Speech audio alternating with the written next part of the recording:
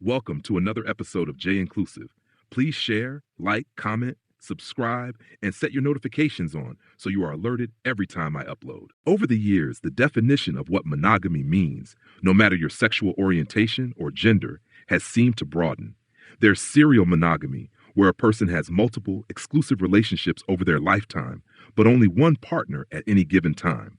Sexual monogamy, where partners are sexually exclusive to one another, with no outside sexual partners. Social monogamy, defined as two people who live together and may co-parent, but might not be strictly sexually exclusive. There's emotional monogamy, where partners prioritize each other for deep emotional intimacy and bonding, even if they are not exclusively sexual. Monogamish, which is a relationship that is generally monogamous, but allows for occasional, agreed-upon sexual encounters with others. Or radical/reflexive monogamy, where radical is a conscious, intentional choice to be monogamous, while reflexive is choosing it based on societal or internalized expectations. So why am I bringing this up? Why?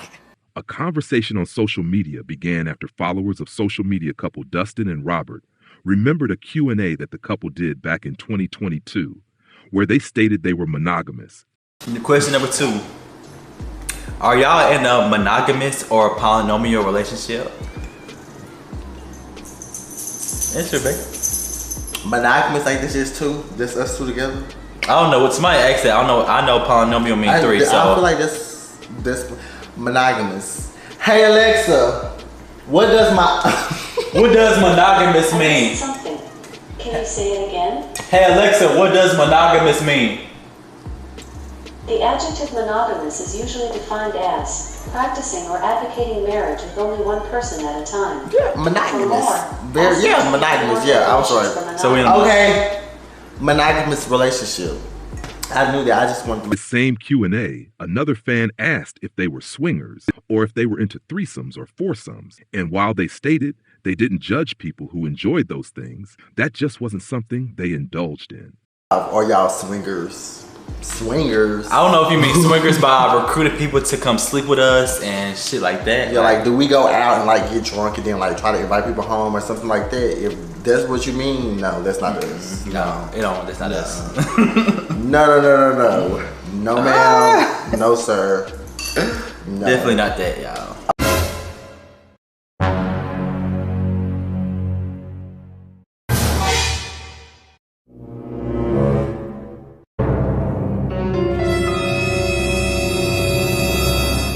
Another fan then asked the couple if they had an OnlyFans, to which they replied. We get this question a lot too, like, believe it or not, we get this question a lot. Like, is this what it's giving? Like, do we give that over here? Like, no, I just think men are very sexual. I feel like it comes from our community, and men are very sexual, and men. But this is the last question, y'all. Do we have an OnlyFans? You can answer it. No, y'all, we don't have an OnlyFans. We don't have an OnlyFans. No OnlyFans. Why y'all keep asking us that? Do y'all want to play OnlyFans? Is y'all gonna subscribe to us? Is y'all gonna spend a bag on us? Y'all gonna leave us tips? Is y'all gonna, no, we don't. Yeah, but why do y'all? I don't know. Why do y'all? Like you said, it could just be because they men and men is just sexual creatures. Yeah, sexual beings. I ain't gonna say creatures. Sexual beings. Because most of our audience is men, so it's like. I know y'all want to see these bodies. I know y'all want to see us. I know y'all want to, y'all. But y'all gotta control yourselves. Yeah. That we can't just bust it. We can't just bust it out to y'all like that. We can't just give it to y'all like that. Okay, girl, bye.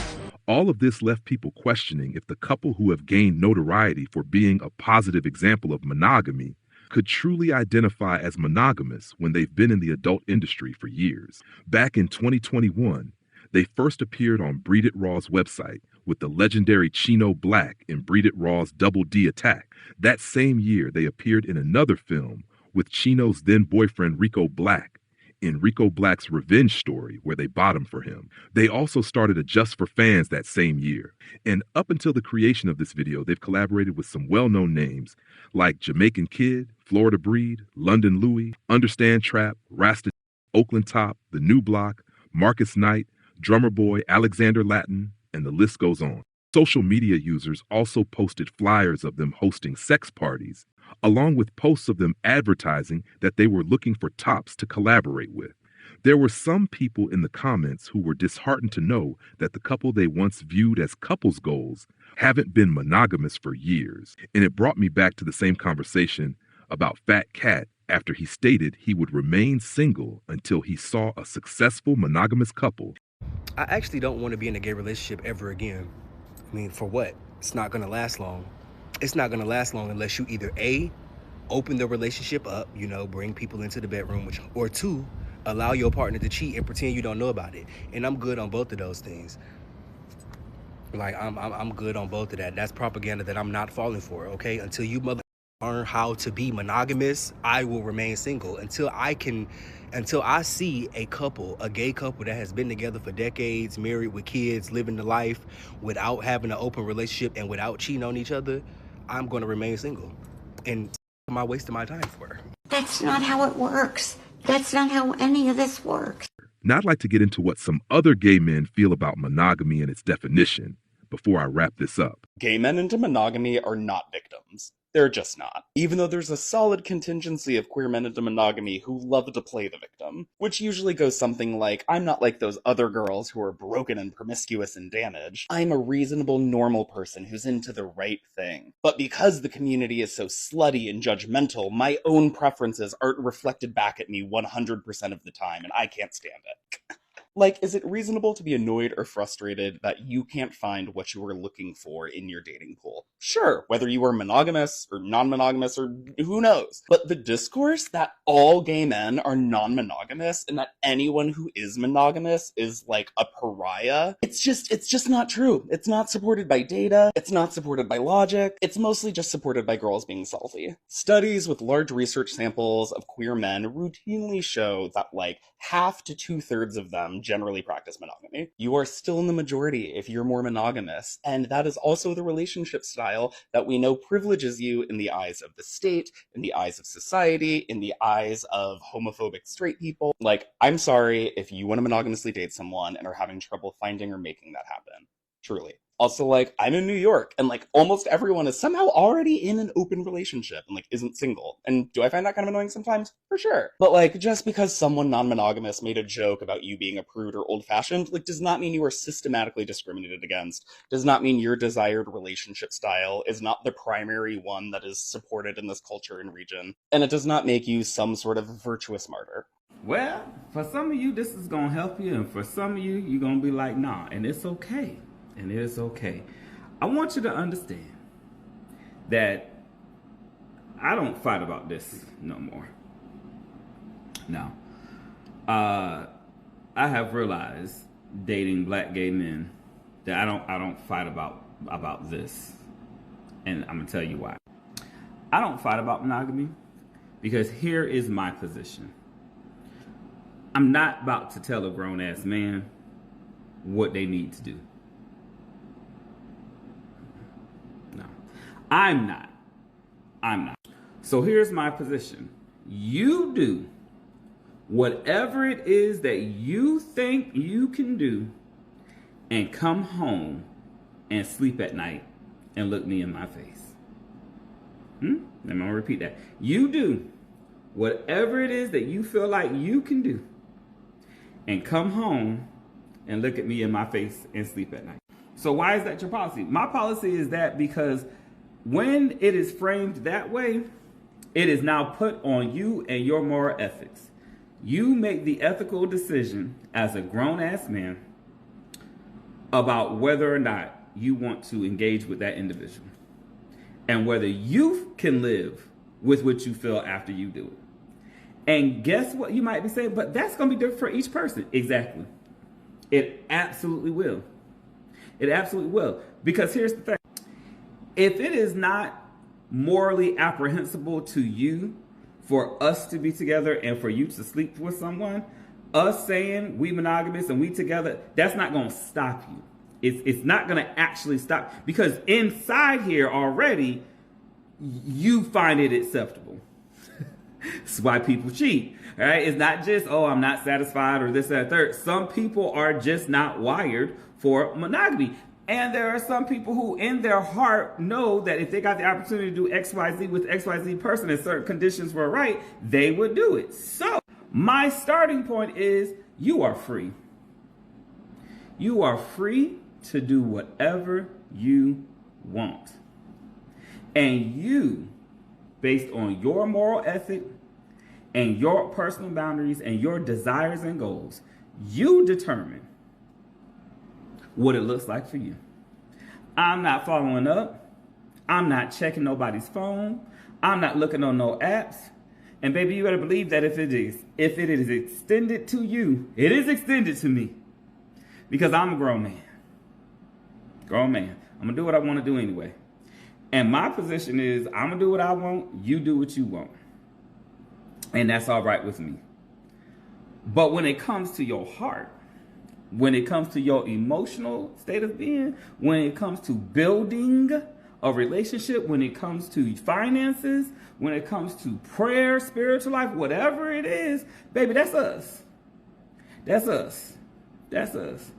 But you got a little option on the table, child. I don't care about that. Because here's, y'all don't want to admit it, but a lot of it has to do with you feel like you have to compete. And I'm just a firm believer that you cannot compete where you cannot compare. Baby, nobody will ever do what I do. Ever. And if they do it better, then you have to decide, do you want to do it better over there, or do you want to stay? Because do they do it all better, or do they do this one thing better? Because a man, baby, you gonna use that thing up for that one thing. That's it. But you gonna come home where you getting fed and got a roof over your head at every single time. So I'm gonna eliminate the problem. Do about whatever you gonna do, and you can come home and sleep at night. And I'm gonna do the same. And whatever else we got going on, hey, we right here. Building, loving, laughing. That's my point of view. Tell me yours in the comments below. Most people think that there are only two types of relationships. They're wrong. And the real third option might describe yours, or something you secretly want. Today, we're talking about monogamish. Now, before we get into it, quick note. This space is for learning and open discussion. If you're here to throw hate or shade at gay couples who live outside of heteronormative monogamy, this isn't the place for you. In my work as a practitioner, I'm not here to tell anyone that they should be monogamous or open. The role of a good practitioner is to help people make choices that are authentic and fulfilling for their lives, and not yours. So with that out of the way, monogamish is a big topic, so we'll explore it over a few videos. But today, let's define it. The term was coined in 2011 to describe relationships that are committed and emotionally exclusive, with occasional sexual exploration outside the relationship, but always with mutual consent and clear agreements. Now, in relationships, especially in the gay community, we often hear about couples who are fully monogamous or fully open. Monogamish couples live in the middle. Most of their time together is monogamous, but they might, for example, have a shared experience while traveling, or perhaps they explore a fantasy together once in a while. These moments, however, aren't the focus of their relationship, but it does keep the door open for occasional shared adventure. Now, in my experience, monogamish couples tend to explore mostly together, while fully open couples often explore individually. Think of it like a sliding scale, monogamy on one end and open relationships on the other. Monogamish is somewhere in the middle, mostly balanced towards the monogamy side. Just remember that every couple is different. These are just patterns that I see in my work and in my research. But at the end of the day, couples write their own rulebook, and we love that. That's exactly what we want to see in this space. And if you missed part one, I broke down what monogamish actually means, so be sure to check it out. So one of the biggest differences I see between monogamish couples and open or C&M couples is how they explore. Most of the time, monogamish couples experiment together, side by side. Sometimes solo play is on the table, but it's almost always written into the couple's rulebook with clear agreements on what's allowed and what's not. At its core, it's not about adding more sex, it's about playing at the edges of desire without rocking the foundation of the relationship. It's about creating a space, usually together, to explore wants, needs, and desires that fall just outside of monogamy. Here's how I often see exploration show up. Perhaps a sensual couples massage where they stay connected while bringing in outside energy. Or perhaps going to a bathhouse or a sex club to be watched but not necessarily joining in. Or an occasional threesome, often tied to a special occasion or travel. Or even cruising together side by side, which can often be more about the thrill of the experience more so than what actually happens. Sometimes it's lighter touch play, sometimes it's more. But the theme is always the same: exploration that keeps their bond front and center. It's about shared curiosity, clear boundaries, and a little exhibitionism. And when solo play is part of the rulebook, like an erotic massage while traveling or cruising with agreed upon limits, those same principles usually apply. The couple always stays grounded in curiosity, in boundaries, and in protecting the connection they come home to. That's what makes monogamish unique. It's not necessarily monogamy or C&M, it's more like a middle ground, built to protect the couple's connection while still adding a little adventure. But here's a twist. You almost never hear monogamish couples talk about this, and that silence is telling. What it takes to make this work might actually surprise you. There's people that say monogamy doesn't work in gay relationships, which is completely false and crazy. Like, I just don't understand. I don't understand that. How gay men can just be stereotyped and like we're all labeled as cheaters and, you know, guys that hook up with anybody. Like, no. Don't get me wrong. There are people that do that, regardless of sexual orientation, regardless. But to have a healthy monogamous relationship, you both have to know what you want and what you expect out of this relationship, out of the relationship. And that's where loyalty, communication, trust, respect, that's where it all comes in. Monogamy does work in gay relationships, just to let you know. What are you doing? I'm making a video. Like, remember we had this conversation? What? When I was telling you about, like, you know, monogamy and relationships, and like, God, it's just crazy that people think that, you know, we're weird. Yeah, I just understand that we've been together. I've been really happy. Like, that's, you are all I need, and hopefully I'm all you need. And you are. Yeah, and you know that. It's simple as that, guys. Like, you just have to know what you want. Relationship with a nigga in the gay community is if y'all open y'all relationship up.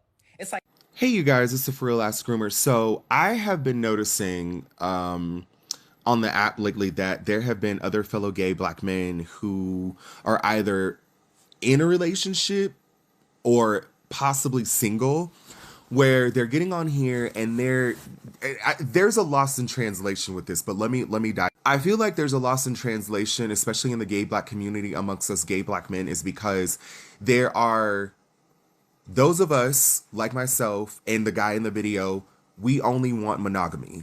We're one men type of men. We only want to have that share and love and respect and communication with that one man, where we can hopefully eventually, you know, get married and then have 30 plus years, you know, like some of our grandparents and, you know, parents even, you know, if that happens, you know. But yeah, that's what we want.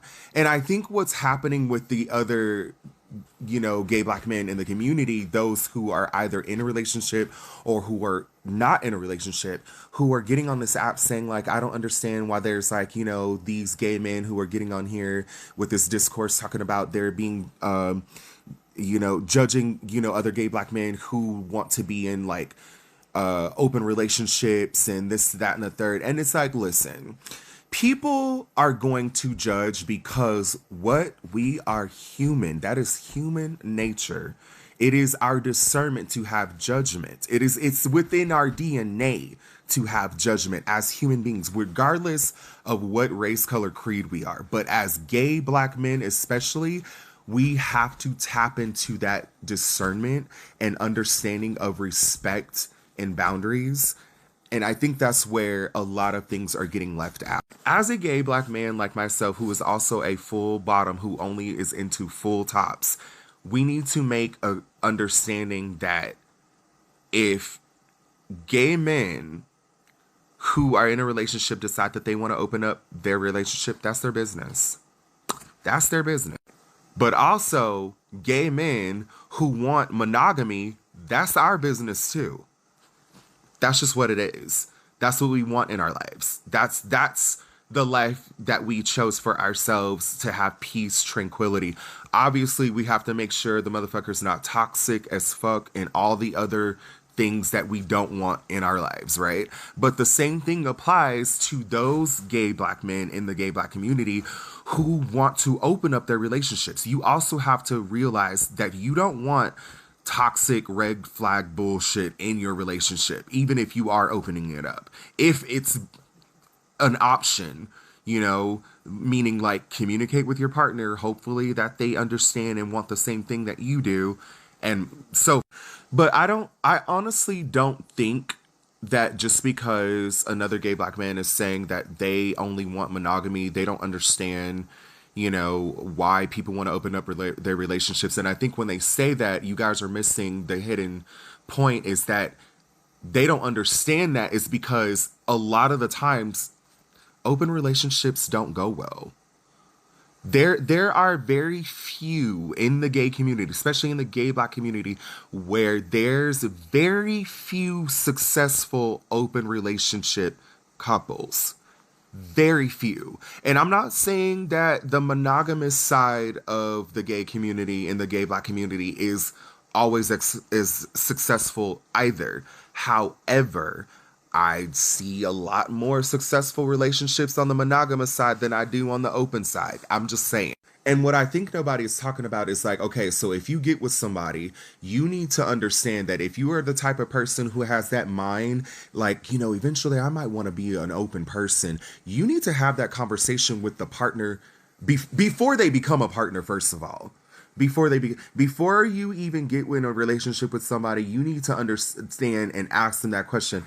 Are you open to, like, if I ever wanted to have an open relationship, are you that type of person that would be open? You need to make sure that you get that clarification before locking them down and cuffing them.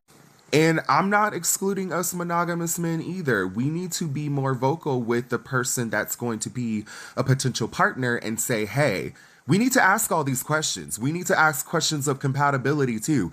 I never understand why it's such a discourse to ask whether a person's a top, bottom, or versatile, because sexual compatibility also plays a part in this situation, because it does. But at the same time, monogamous men need to also ask other monogamous men when they're potential partners, hey, are you only into monogamy, or are you a person who's monogamous at first and then eventually wants to open up their relationship? Or are you just a person who likes to have an open relationship in general? Those questions need to be asked before you guys decide to make an agreement to be a partnership. Wait a minute. The critique I'm making is about the fact that they have repeatedly lied by dodging or laughing off the question of if they do adult content, especially when their brand is built on vlogging, which is often seen as someone being authentic, even though we know that vlogging is the same as reality TV. It's all scripted and edited to present whatever narrative they want you to see. When you film a Q&A based upon user-submitted questions which you choose to answer, and present them to the public as if you're being honest, that's my issue. Don't break the trust you've built with your audience. Whatever your relationship style, I wish everyone the best. The one thing I think we need to stop doing is admiring all of these social media couples who have the perfect Instagram feeds filled with smiles, vacations, and endless displays of affection. All of those photos and videos are simply the highlights of their relationship. Essentially, it's all an aesthetic. People assume if a couple looks good together, their relationship is strong, when some of those relationships are superficial, not built on emotional depth. And for some, their performance of being the perfect couple becomes more important than their connection. What you don't see are the arguments, insecurities, infidelity, jealousy, abuse, lack of communication, essentially the real dynamics of their relationship. The audience is only supposed to enjoy the show, not be a part of the behind-the-scenes mess. Now, when it comes to monogamy in the traditional sense, where partners only have relations with one another, maybe those who no longer see the masked duo as being a monogamous couple are wrong.